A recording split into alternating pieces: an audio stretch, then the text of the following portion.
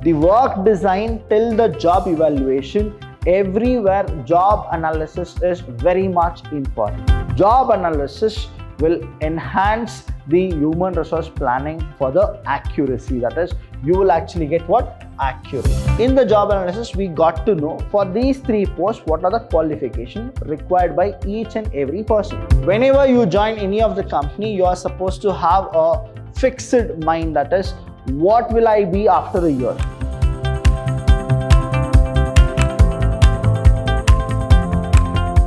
Hello everybody, a warm welcome to one and all. I'm Vidhyaashram from the Department of Commerce and Management in Vidhyaashram First Grade College, the Temple of Excellence. Welcome to all the students here.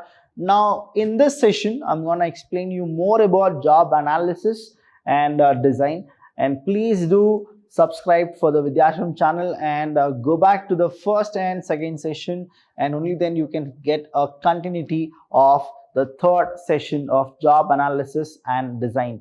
Now here I'll be giving you what exactly happens in the job analysis, that is the importance of job analysis.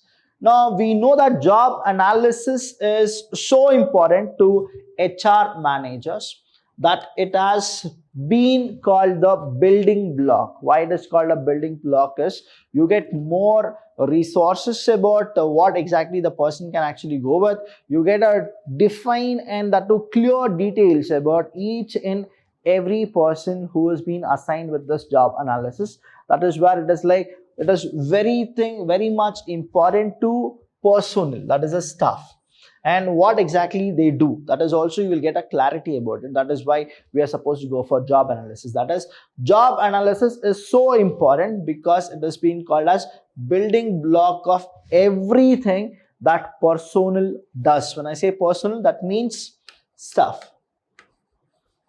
And the fact is that almost, when we go with it, almost every human resource management program requires some type of information that is gleaned from job analysis. That is, when I go with it, that is, you will obtain the sources. The sources are from job analysis, the sources.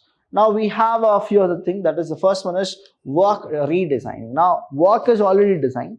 Now through job analysis, we can actually understand that how to redesign those work. Human resource planning, that is the HRP. Here you will understand how to go with HRP, human resource planning. Then the selection procedure, the training procedure, the performance appraisal, the career planning and job evaluation. Everything happens on the basis of job analysis.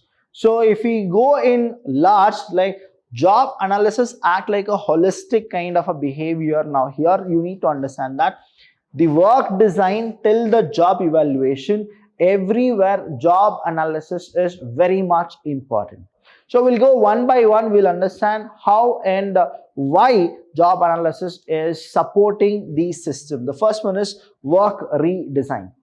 Now you need to understand that the minute a personnel, that is the staff, actually is working in any organization, he should know that what is the work he should be doing. So we always call it as the division of work or division of labor, where he'll get some work and he should master it, specialize in that work, and he should do it with efficiency and effectiveness. Now often an organization seek to redesign work to make it more efficient or to improve quality. Now when you go with division of work or division of labor, you will get to know that whether it is a benefit for the organization or it is not getting that effectiveness. So if you're not getting those effectiveness, now it is a time where you are supposed to redefine that, or you are supposed to go for a work redesigning. Now when you go for work redesigning, what happens is you will get to know the boon and the bane of the earlier design, and only to make those limitations into importance, or like limitations into advantages, you actually improve the quality of work, you redesign the work. And job analysis itself will tell you that whether whatever you have designed is actually favorable to the organization, favorable to the candidate, or it is unfavorable to both. The redesign requires detailed information about the existing job. That is what exactly is happening in the previous one or the current one.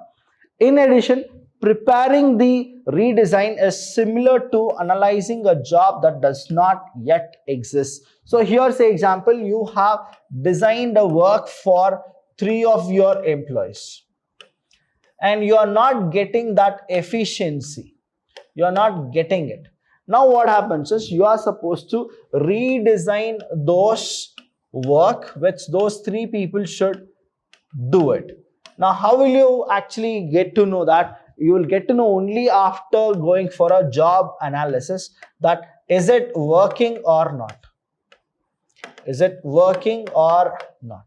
So when you go for those kind of a thing, now you are redesigning it, and these things which are already redesigned, now these are what? It's a similar to analyze. That is, you need to analyze a job that does not even exist. So you are supposed to currently feel that now from here to here you have redesigned it. Now again, this will click or not, again you are supposed to get evaluation done through job analysis. Now until you get a favor from the employees to the organization or organization to the employees, you will be redesigning each and everything, because that is what the management will be doing it only to get more effectiveness and improve the quality. Improve what? Quality, as well as to get more efficient work. That is why job analysis is very important. The second one is human resource planning. Now, what is human resource planning? I have explained you in the second chapter. You are supposed to go back to the second chapter. The link is already there. You are supposed to just click and watch all the human resource planning. Now, as planners analyze human resource needs and how to meet those needs, they must have accurate information about the levels of skills required in various jobs, so that they can tell what kind of human resources will be needed. So that means what? When you go for a proper HRP, if you go for it, you should actually know what will be the job analysis. When you understand the current job analysis, then what happens is it will help you in framing your human resource planning. And here what usually happens is you are supposed to always have levels of skills which is required in the various jobs. That means what? You should firstly prescribe how much and whom are you supposed to select. Now when you go for manpower planning, that is manpower planning, please understand that this manpower planning and human resource planning is both the same. So when you go for manpower planning, who are the people whom you are supposed to select? Who are the people whom you are not supposed to select? You will get to know only through a proper job analysis. That is, for a vacant post, who is a right person to be suitable? That you will get an idea through job analysis. That's why we say that job analysis will enhance the human resource planning for the accuracy. That is, you will actually get what? Accurate. So this is how the job analysis will help HRP to flourish. Next one is selection. Now selecting a right person for a right job at a right time, that is very, very difficult.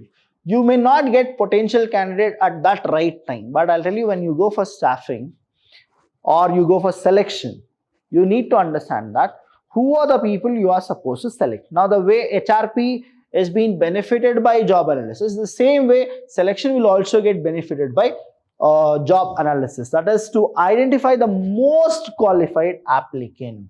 What is it? The most qualified applicant. Say example, you have 3 vacancies, 3 posts, there is vacancy, and you don't know who the person should be. Now the question mark, right?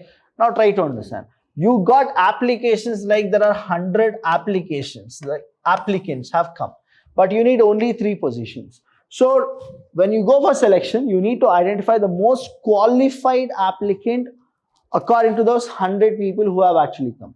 Now you are supposed to go for a proper job analysis. How will you go for it? Now the thing is, in the job analysis, we got to know for these 3 posts, what are the qualifications required by each and every person. Now the job analysis will make you understand that whom you are supposed to select and whom you are not supposed to select. Now various positions will be there. Now we have three different positions. Decision makers need to know what tasks the individual must perform as well as the necessary knowledge, skill, ability. Now for say example, this is for marketing. Here this is for HR and this is for FM. And you have people who have like come and there are 100 applicants who have come to wait for the interview round. Now what is that you are supposed to do? There are many people who are the best in production kind of a thing, but you don't have any vacancy for production. Now you are supposed to remove those people. Through job analysis, your selection will also be easy. Now you got to know that there are 10 people who are good for marketing. Here you have 15 people who are good for FM, say 10 people who are good for HR. But how many posts are there? Only one post is there, only one post. Now in those 10, who are the best? You will select them for this one particular post. In these 15, whoever are the best, you will actually go for it. In these 10, who is the person? You will go for it.